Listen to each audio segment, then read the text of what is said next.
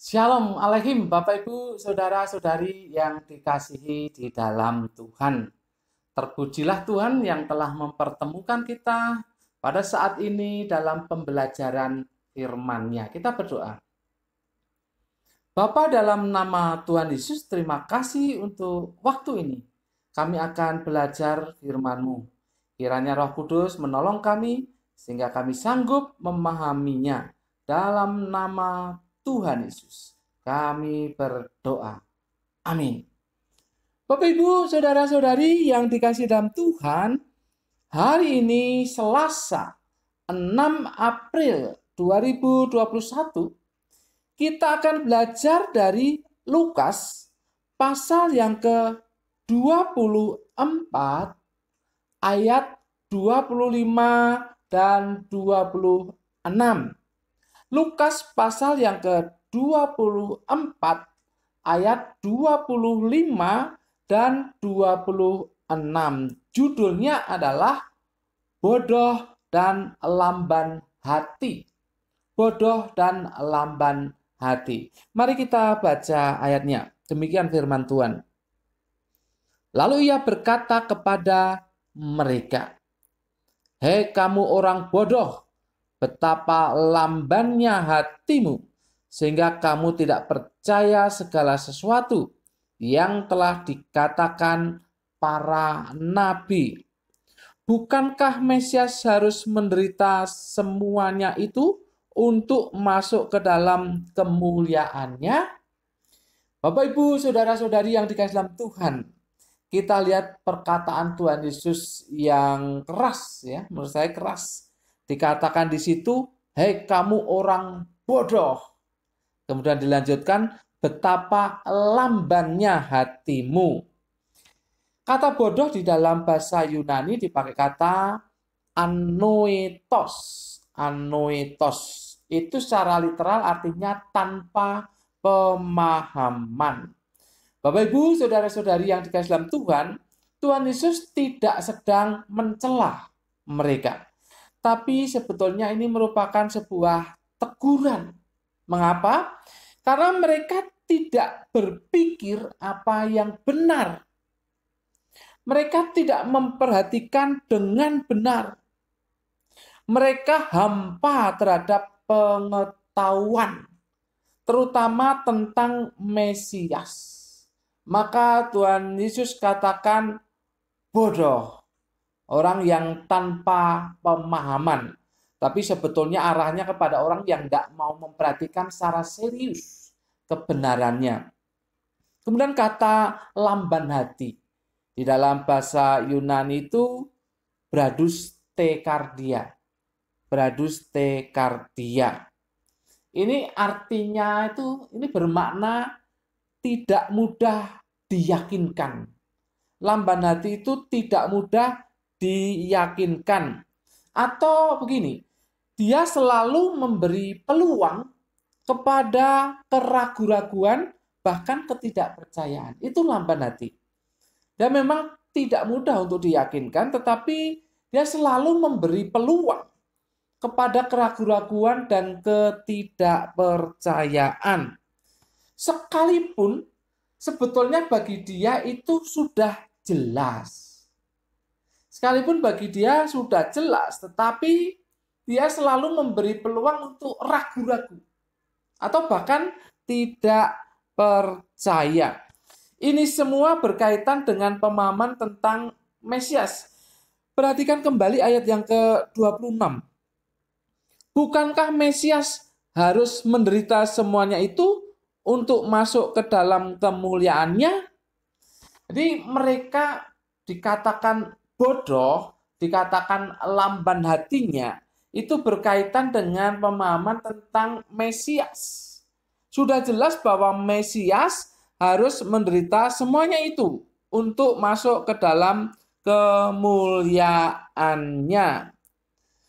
Bahkan Tuhan Yesus kan beberapa kali menyampaikan kepada para muridnya bahwa Mesias, dia sebut anak manusia, ya.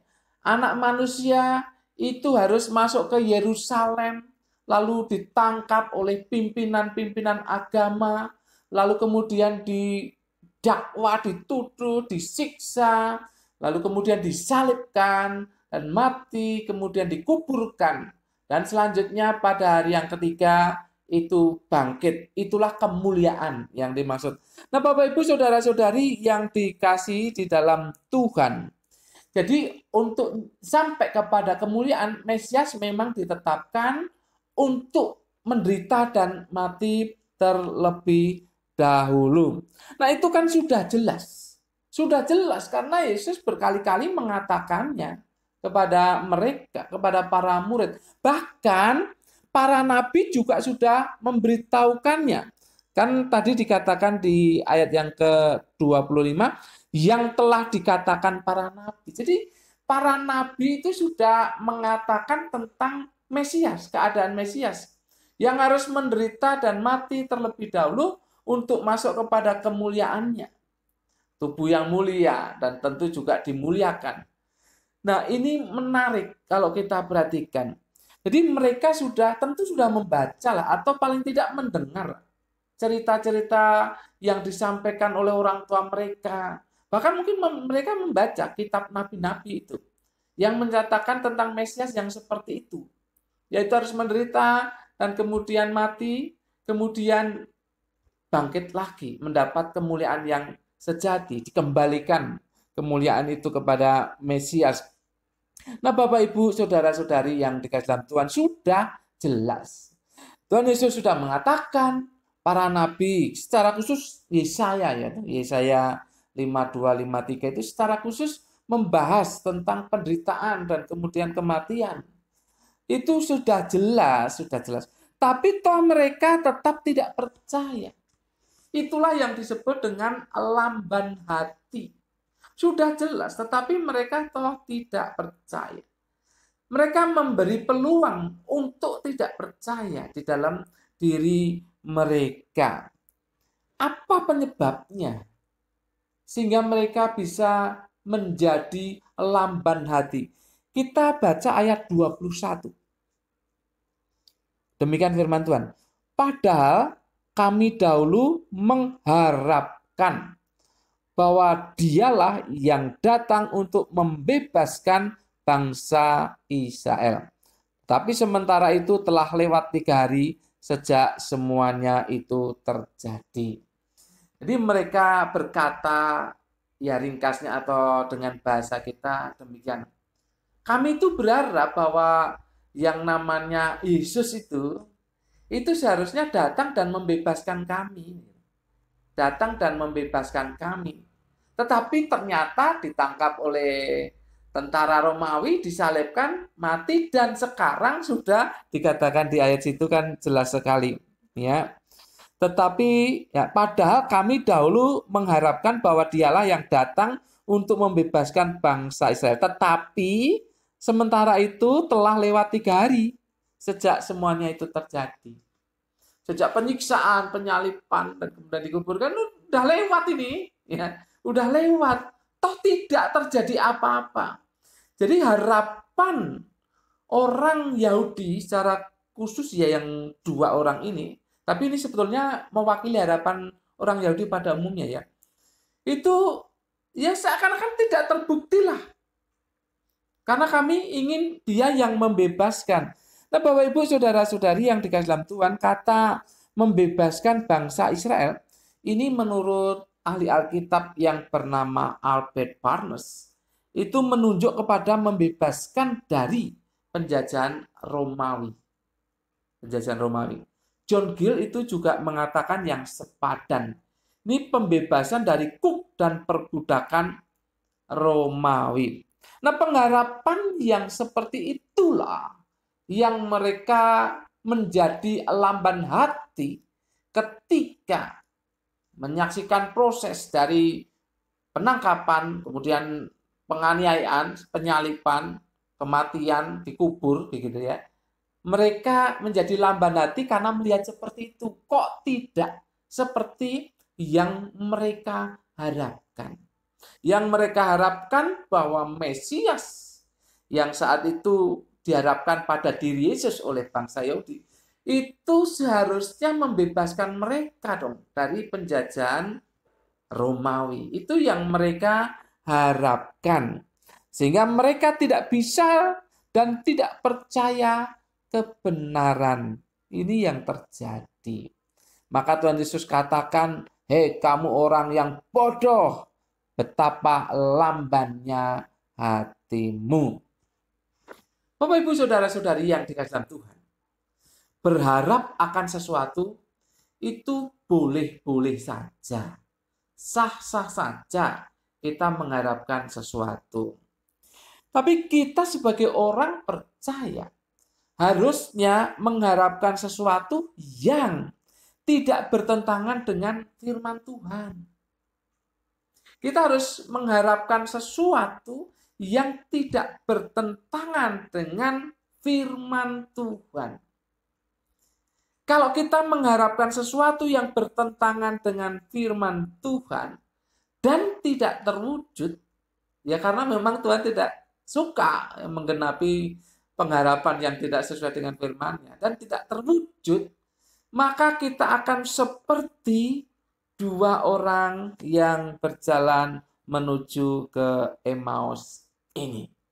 Menjadi bodoh, menjadi lamban hati. Jadi tidak bisa mempercayai firman Tuhan. Alkitab ini mungkin kita akan singkirkan dalam kehidupan kita. Kenapa? Karena pengharapan kita tidak dijawab. Apa yang terjadi tidak sesuai dengan harapan kita. Kita menjadi bodoh dan lamban hati. Tidak mau lagi percaya. Bapak Ibu Saudara-saudari yang dikasihi di dalam Tuhan. Oleh sebab itu, kita ini kan orang percaya. Baca firman-Nya, baca firman Tuhan. Seperti apa kata Tuhan dalam firman-Nya ini, dalam Alkitab, firman Tuhan yang tertulis ini. Jadi ketika kita mengharapkan sesuatu, itu tidak lepas dari firman Tuhan. Tidak lepas dari firman Tuhan. Ya, tidak lepas. Bapak Ibu Saudara-saudari yang dikasihi dalam Tuhan, ketika pengharapan kita disesuaikan dengan firman Tuhan, maka kita tidak menjadi kecewa. Tapi sekaligus karena kita membaca firman Tuhan, kita tidak menjadi bodoh. Jadi pemahaman kita tentang Tuhan kita itu lengkap. Karena kita membaca firman Tuhan, membaca Alkitab, firman Tuhan yang tertulis. Kita tidak memahami, tidak menerima Tuhan hanya sebagai raja yang hebat, membuat mujizat, berkuasa atas setan-setan, berkuasa atas segala penyakit. Kita tidak bisa memahami itu saja, tetapi kalau kita membaca Alkitab, maka kita memahami Tuhan kita sebagai yang hamba, ya, sebagai hamba, sama dengan manusia. Ya, itu Tuhan kita. Tidak hanya raja, dia memang raja, tapi di sisi lain kan dia hamba. Jadi pengharapan kita tidak melulu kepada berkat yang luar biasa, yang melimpah dalam hidup kita. Kita anak raja masa ya miskin, kan begitu. Namanya anak raja kan harusnya kaya, kan begitu. Namanya anak raja harusnya kaya. Bahkan kita mengatakan begini, ini kalimat yang sering diucapkan oleh banyak orang Kristen. Bahkan hamba Tuhan mengatakan juga demikian. Kita diciptakan untuk sukses. Nah, sukses yang kayak apa yang dimaksud? Sukses jasmani, kaya, banyak uang, banyak harta, jabatan ada, terkenal, hebat, termasyhur begitu. Sukses yang seperti itu yang dimaksud. Waduh, ini melenceng jauh ya. Melenceng jauh. Bukan itu. Kalau kita mengharapkan seperti itu, suatu kali kita gagal, pasti kita kecewa. Karena pemahaman kita tentang Tuhan tidak komplit. Karena kita tahunya Tuhan adalah pemberi berkat, memberikan kekayaan, memberikan ini, itu, dan sebagainya. Yang kita tahu hanya itu. Tapi lupa bahwa Tuhan kita juga hamba yang taat. Bahkan taat sampai mati di kayu salib. Itu artinya apa? Penderitaan. Nah, Bapak Ibu Saudara-saudari yang dikasihi dalam Tuhan, jadi berharaplah sesuatu yang sesuai dengan firman Tuhan. Sesuaikan dengan firman Tuhan. Jangan sesuaikan dengan keinginan kita. Ya kalau saya berharap sesuai keinginan kita, ya inginlah jadi orang yang kaya lah. Mana tidak mau jadi orang yang kaya, jadi orang yang terkenal, ya inginlah, sangat ingin. Kalau harapannya itu, ya bagi saya itu melenceng ya, karena tidak sesuai seluruhnya kebenaran Alkitab, tidak begitu. Bapak Ibu Saudara-saudari yang dikasihi dalam Tuhan, mari baca Alkitab. Buka hati. Ya kalau mendengarkan khotbah, ya buka telinga, buka hati untuk menerima kebenaran yang sesungguhnya. Jangan hanya suka dengan khotbah-khotbah yang menghibur, khotbah-khotbah yang ya itulah sampaikan berkat dan berkat, mujizat dan mujizat. Jangan hanya suka itu. Tapi ketika Anda dan saya ditegur oleh firman Tuhan, ya suka juga lah. Karena ditegur itu kan baik bagi kita. Ketika Tuhan menemplak kita melalui firman-Nya, ya suka juga lah. Karena itu kan baik bagi kita. Jadi sekali lagi supaya dua orang yang berjalan ke Emmaus ini tidak kita tiru. Karena dia bodoh dan lamban hati. Memberi peluang kepada keraguan-raguan dan ketidakpercayaan. Karena mereka mengharapkan secara keliru. Yaitu mengharapkan Yesus yang adalah pembebas secara politik. Pembebasan bangsa Israel dari kekuasaan Romawi. Tetapi bagi kita, bahwa Yesus dialah Raja yang sesungguhnya dan dialah hamba yang taat sampai mati di kayu salib. Dan biarlah pengharapan kita selaras dengan firman Tuhan yang berkisah tentang Yesus yang adalah Mesias secara sempurna, secara komplit. Sehingga kita tidak kecewa dan kita tetap mengikut Tuhan. Kalaupun pengharapan kita tidak terjawab. Amin. Mari kita berdoa. Bapa, dalam nama Tuhan Yesus, terima kasih untuk firman-Mu. Kami sudah belajar. Roh Kudus sudah menolong kami. Dan biarlah apa yang kami pelajari boleh kami lakukan dalam hidup kami sesuai pertolongan Roh Kudus sendiri. Roh Kudus sendiri yang menuntun dan memimpin kami untuk melakukannya. Dalam nama Tuhan Yesus, kami berdoa dan mengucap syukur. Semua yang percaya katakan amin. Tuhan memberkati Bapak Ibu Saudara-saudari senantiasa.